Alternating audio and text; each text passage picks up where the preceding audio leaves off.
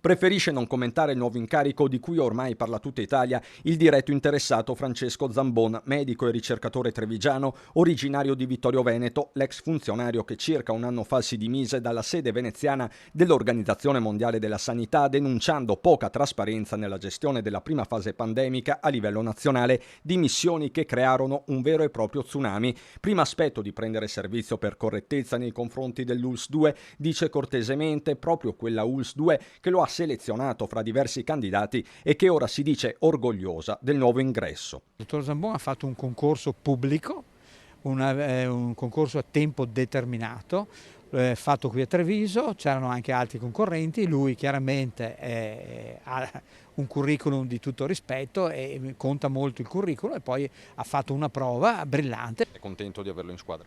Sono felicissimo, sono anche felice che lui abbia scelto Treviso. Zambon presto entrerà in servizio andando ad affiancare il direttore sanitario Stefano Formentini nella gestione degli interventi di epidemiologia. Come sapete la Regione Veneto ha prodotto il nuovo piano epidemico 2021-2023, il dottor Zambon sarà insieme al dottor Formentini il regista di questo nuovo piano pandemico che sarà predisposto e credo sarà ottimale vista la professionalità del dottor Zambon.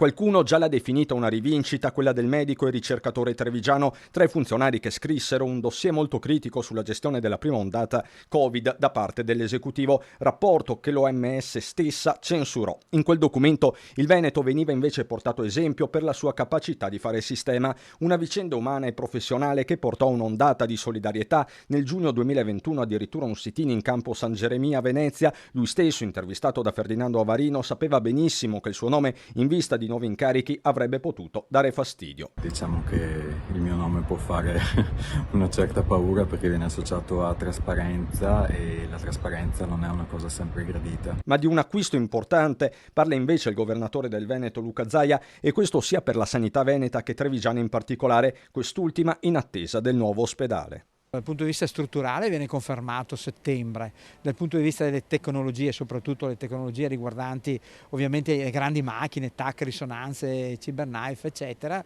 avremo un tempo un po' più lungo, andremo verso fine anno per il problema appunto legato al recupero delle materie prime.